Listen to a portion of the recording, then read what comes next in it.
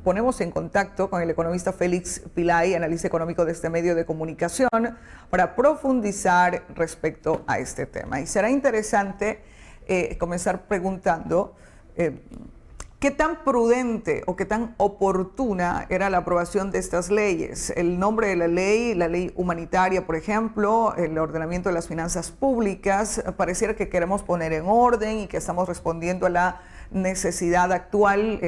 La ley humanitaria, por ejemplo, así deja ver, pero va mucho más allá. ¿Era prudente tomar todas las medidas que se incorporaron en estas leyes? Economista, buenos días, gracias por permitirnos esta entrevista.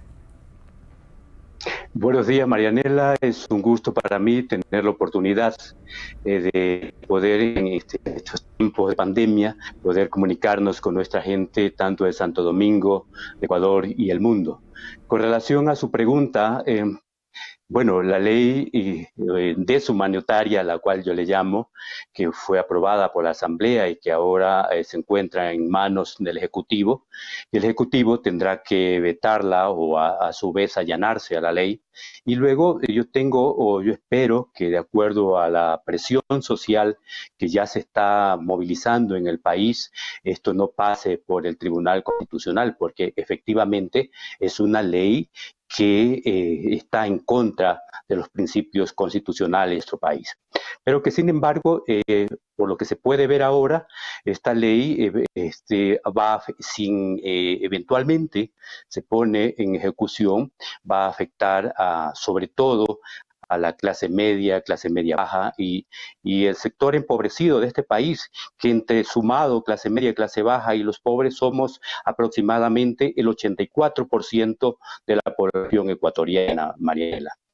Ahora, economista, cuando nosotros hablamos de manera general, economista, cuando hablamos de manera general y usted señala esta ley antihumanitaria, el contenido puntual, nos hemos enfocado principalmente y la mayor cantidad de protestas a nivel nacional es en relación al tema de la vulneración de los derechos a los trabajadores. ¿Qué podemos puntualizar sobre cómo es que se vulnera el derecho de los trabajadores, por un lado? Y me gustaría colocar como antecedente el otro lado de los empresarios en los que dicen, queremos dar empleo, queremos seguir trabajando.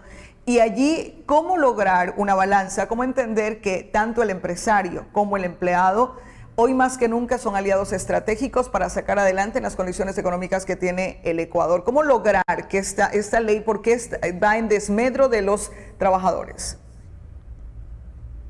En ese punto, Marianela, cuando se señala que los empresarios, previo a un acuerdo con las partes, es decir, con los trabajadores, puede bajarse la jornada laboral hasta en un 50% y los salarios hasta un 45%. Esto, por supuesto, es una regresión de derechos, porque la ley, por muy ley que sea, no puede tener efecto retroactivo. Por lo tanto, ahí está una vulneralización de los derechos de nuestros trabajadores en todo el país. Obviamente, históricamente, aquellas personas que nos hemos dedicado un poco a estudiar la lógica del sistema capitalista, durante toda la historia ha sido imposible que los empresarios se puedan poner de acuerdo con los trabajadores y no puedo creer que ahora sea el momento. Hay que considerar que en estas negociaciones el trabajador está en desventaja frente a los empresarios. Para los empresarios será muy fácil decirle acepte esta cantidad de sueldo o simplemente renuncie. Y el trabajador está en desventaja porque obviamente la situación actual que venimos arrastrando desde hace 4 años y ahora con la pandemia, la situación de pobreza que enfrenta el país es sumamente grave y por lo tanto nuestros trabajadores incluso estarían en condiciones de trabajar con el salario que le ofrezca el empleador. Y si el trabajador no quisiera, tendría que dejar el puesto de empleo. Ahora bien, en el Ecuador, como lo dijo el presidente de la República el día de ayer, sostiene que en el Ecuador hay más de 150.000 empleos que se han creado en estos días, es decir, hay 150.000 personas que pasan a ser desempleados y van más allá. Por ejemplo, las cámaras de comercio sostienen que aproximadamente 4.000 personas estarían estarían perdiendo su trabajo cada día. Si nosotros consideramos que tenemos más de 60 días desde que se empezó a aplicar la cuarentena, que ahora ya es sesentena, resulta que tendríamos en este momento más de 240,000 trabajadores desempleados. La pregunta es, ¿se está creando un gran ejército de ocupado para que en un momento determinado a las personas que están trabajando simplemente se le dirá muchas gracias y podemos emplear a cualquier número de personas al precio que querramos pagarle? Usted sabe economista, que esta no existe o no determina la ley, hace que trabajemos con lo que podamos. Sí. No determina la ley, por ejemplo, ahora están entre el empleador y están entre el trabajador, y como usted señala, puede haber este conflicto de poder, el empleador tendrá más poder sobre el trabajador. No existe la figura de un tercero, es decir, quien medie ahí, no determina la ley, será cuál es el papel del Ministerio de Trabajo, sistemas de mediación para poder llegar a acuerdos. Esos acuerdos, imaginamos que tienen que inscribirse en algún lugar, no puede ser únicamente que queden archivados en las carpetas de las empresas, sino hay que inscribirlo en algún sitio porque hay que remitir al IES para bajar también el tema de los aportes como tal. ¿Cómo el Estado debería actuar allí? Se entiende que la situación económica del país es complicada, se entiende que el empresario posiblemente no le está yendo de la mejor forma posible, pero se necesita ahí quien medie y quien vea porque todo sea ecuánime. Marianela, eso sería lo ideal, pero la historia nos demuestra lo contrario. Y no nos vayamos muy allá. A partir de que empezó la cuarentena en el Ecuador, el gobierno nacional dijo que a través del Ministerio del Trabajo se iba a regular para que no se produzcan tantos desempleos.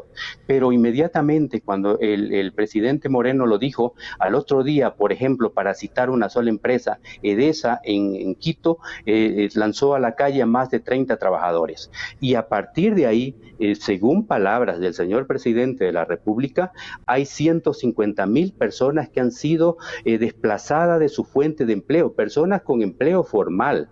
Por lo tanto, es un poco no creíble de que el Ministerio del Trabajo tenga o haga alguna acción para evitar que las personas sean despedidas. Obviamente, lo ideal sería que a través del Ministerio del Trabajo se ponga un límite o se controle al sector empresarial para que no castigue a los trabajadores dejándolos sin despido. Pero yo quiero reiterar algo que cortó. Yo decía que la lógica es clara. Cuando la oferta supera a la demanda, los precios bajan. Por lo tanto, si tenemos ahora un gran número de desempleados, un ejército de desempleados, es obvio que el precio de los salarios van a bajar. Obvio, digo, desde el punto de vista del empresariado. ¿Cuánta gente en los próximos días abarrotarán las puertas de las empresas solicitando empleo y estarán en condiciones de trabajar por el salario que se le pague? Economista, a más del tema laboral, ¿cuáles son los otros temas que incluye la ley humanitaria? Bueno, en la ley humanitaria, ahí hay una cosa que destacar, estimada Marianela. El punto, por ejemplo, cuando al comienzo se hablaba de que a los empresarios se le iba a poner un impuesto, una especie de impuesto, y que después se le iban a descontar en los pagos que tienen que hacer normalmente el impuesto a la renta, pero no se lo hizo. Eso es lamentable porque, sin embargo, no se toca al empresariado, pero a los trabajadores, y eso es sumamente grave. Decía alguien, una persona que intervino antes de mí, decía que los empresarios que no han pagado impuestos, según el SRI, más de 500 empresas, las empresas más grandes de este país, no pagan impuestos, pero sin embargo, cuando se le iba a tocar con la ley, se la dejó sin efecto, no se la va a tocar, pero sin embargo sí se ataca a los trabajadores. Es decir, somos el conjunto de la población que tenemos menores posibilidades de subsistencia, son a quien se lo va atacando cada día.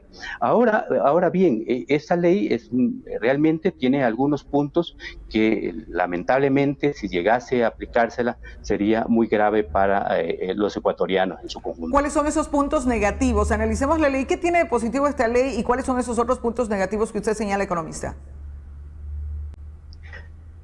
Bueno, decía, esta situación lo podríamos pensar nosotros también en el punto positivo, positivo de la ley, es que se plantea de que, por ejemplo, las personas que pueden ser sacadas de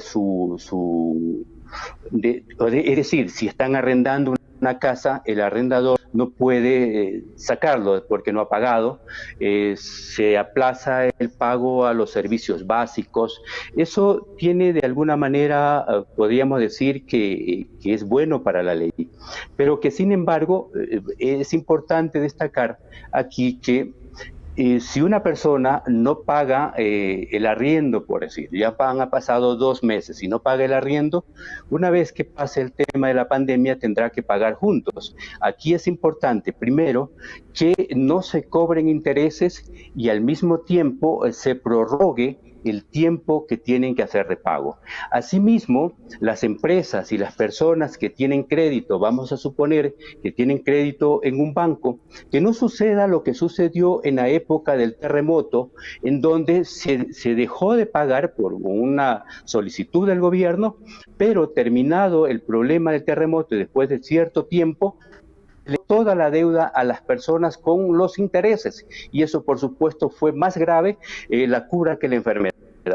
Por lo tanto, es importante considerar que esta ley sería muy buena si pudiese lograr que las deudas que se tienen se condonen los intereses y además, si es posible, como lo decía el oyente hace un momento, ¿por qué no condonar esas deudas? Condonar las deudas a las pequeñas empresas, condonar las deudas a las personas comunes, a los trabajadores. Eso por eso sería fantástico y eso podría estar dentro de lo que se puede decir que la ley es buena. Ok, economista, entonces en un sopeso hay algunas cosas que la gente ve interesante y comienza precisamente la ley humanitaria diciendo no pueden exigir el pago en las instituciones educativas, no se puede cobrar los servicios básicos, hay que disminuir el 10% al servicio de energía eléctrica, no le pueden quitar o no pueden evitar el servicio de seguro o medicinas prepagadas. Por ese lado la gente lo ve positivo. Por el lado de las relaciones laborales, entonces sería precisamente el punto. Y por otro lado también el tema de los créditos o acceso a crédito, qué tan real es cuando dice vamos a prestar dinero al 5% de interés, comienza el Banco del Pacífico específicamente para salvar a las pequeñas y medianas empresas en lo que a sueldos y salarios se refiere, este tema de capital. Economista, pero también fue otra ley la que fue aprobada, la ley de ordenanza de finanzas públicas, de ordenamiento de las finanzas públicas. Y esa ley, ¿cuáles son los alcances que tiene? Bueno, esa ley también va en contra de cuestiones fundamentales, como por ejemplo, entró en discusión el tema del seguro social. Eso todavía no está claro si tanto el IFA como el IES